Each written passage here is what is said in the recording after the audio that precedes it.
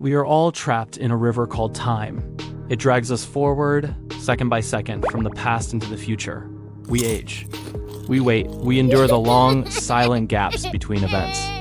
To us, the universe is defined by distance and delay.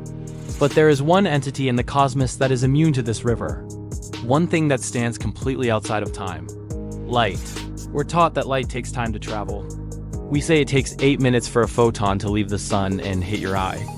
We say it takes 2.5 million years for light to reach us from the Andromeda galaxy. From our perspective, the photon is a traveler crossing a vast ocean. But this is an illusion. If you could ask that photon about its journey, it would tell you something impossible.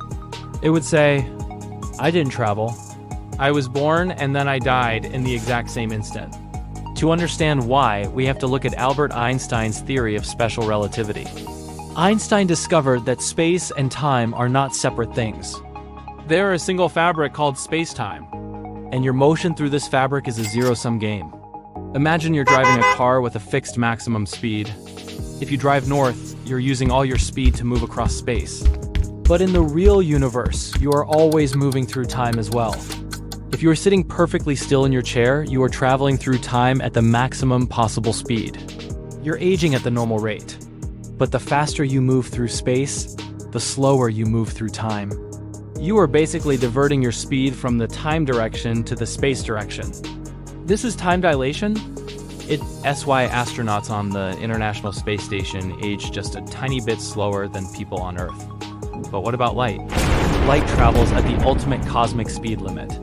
It's moving through space at the maximum possible velocity. This means it has no speed left to move through time. For a photon, the clock doesn't just tick slowly. It stops. This creates a paradox. If time stops, how does the photon get anywhere? Speed is distance divided by time. If time is zero, shouldn't the speed be infinite? Here's the second half of the mystery that most people forget. Length contraction. Relativity says that as you speed up, space itself physically shrinks in front of you. If you got in a spaceship and flew to Alpha Centauri at 99% of the speed of light, the distance to the star would literally collapse. To you, the journey wouldn't be 4 light years. It might feel like just a week. But for light? Because light hits the absolute limit, the mathematics of relativity essentially divide by zero. The distance in front of a photon shrinks infinitely. The entire universe flattens into a two-dimensional plane with zero depth. So, from the perspective of a photon leaving the sun, it doesn't have to cross 150 million kilometers of empty space. That space is contracted to zero. The surface of the sun and the surface of your eye are, in a sense, touching. The photon simply steps from one to the other. This applies to the entire universe. Imagine a photon created in the Big Bang, traveling for 13.8 billion years until it hits a telescope on Earth today. To us, that little particle witnessed the entire history of the cosmos. It flew past forming galaxies. It saw stars ignite and die. It drifted while Earth was born and dinosaurs evolved. But to the photon, it happened instantly. One moment it was in the Big Bang. The next moment it was in the telescope. It experienced zero duration. This changes the philosophical meaning of separation. We feel lonely in the universe because it's so big. We feel isolated by the terrifying distances between the stars. But physics suggests this isolation is a punishment for having mass.